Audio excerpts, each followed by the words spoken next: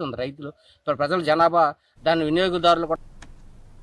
పార్వతీపురం మన్యం జిల్లా భామిని మండలంలోని గిరిజన రైతాంగానికి ఎంతో ఉపయోగకరమైన బత్తిలి, వడ్డంగి ఎత్తిపోతల పథకాల ద్వారా సుమారు 6,000 ఎకరాల్లో సాగునీరివ్వడానికి ఉపయోగపడే పథకాలు గత 10 ఏళ్లుగా పనులు జరగకపోవడంతో అంచనా వ్యయం విపరీతంగా పెరిగిపోతుందని సంఘం రాష్ట్ర ప్రధాన కార్యదర్శి కేవీవి ప్రసాద్ ఆవేదన వ్యక్తం చేశారు. ప్రస్తుత రాష్ట్రంలో ఏర్పడిన కూటమి ప్రభుత్వం వర్షాధార, వ్యవసాయ ఆధారిత భూములకు సాగునీరు కల్పించడమే ప్రథమ లక్ష్యమని చెబుతుందని, రాష్ట్రంలో వెనుకబడిన జిల్లాల్లో ఒకటైన పార్వతీపురం మన్యం జిల్లాలో పెండింగ్లో ఉన్న ప్రాజెక్టులను నిధులు మంజూరు చేసి వలసలను అరికట్టాలని ప్రభుత్వాన్ని డిమాండ్ చేశారు.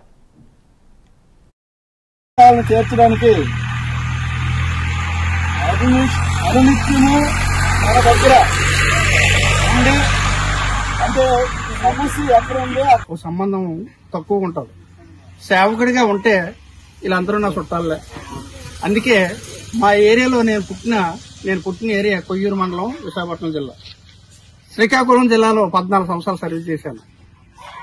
నేను 2011 ముందు హైదరాబాద్ బేస్డ్ కంపెనీలో ఒక ఎంఎన్సీ కంపెనీలో వర్క్ చేస్తూ ఇండియా మొత్తం ఫ్లైట్ ప్రాజెక్ట్ ఇచ్చిన కంపెనీ నాకు. స్టార్ హోటల్ అకామిడేషన్ ఉండేవాడిని.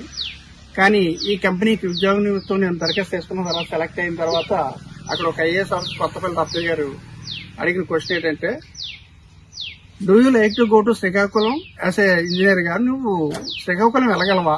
నువ్వు హైదరాబాద్ లో ఉద్యోగం చేసుకుంటున్నావు, ఓ 2 లక్షల జీతం తీసుకుంటున్నావు. శ్రీకాకుళం వెళ్తావా, ఆదిలాబాద్ వెళ్తావా, అనంతపురం వెళ్తావా, రూరల్ ప్రాంతంలో పనిచేస్తావా? దానికి నా సమాధానం ఏంటంటే, సర్వీస్ ఎవరికి? గిరిజన, హరిజన, పేద, బడుగు, బలహీన ప్రజలకు, రైతుల కోసం సర్వీస్ చేయడానికి నేను ఎక్కడికైనా వెళ్తాను సార్. నేను భారతదేశంలోనే ప్రతి మూల ప్రాంతానికి వెళ్లి పనిచేస్తున్నాను. నా ఆంధ్రప్రదేశ్ లో ప్రతి మారుమూల ప్రాంతానికి పనిచేసే దానికి నాకు ఇబ్బంది ఏంటి సార్, వెళ్తాను అన్నాను. నేను ఇంటర్వ్యూ అంతా కంప్లీట్ చేసాను. నాకు జాబ్ మీద నాకు కాన్ఫిడెన్స్ వచ్చేసింది, నాకు జాబ్ వచ్చేస్తుందని. నేను ఏంటంటే అక్కడికి వెళ్ళిన తర్వాత నాకున్న స్కిల్స్ అలా నేర్చుకున్నాను. ఆయన అడిగిన క్వశ్చన్కి అన్నిటికీ అవలేలుగా సమాధానం చెప్పేశాను.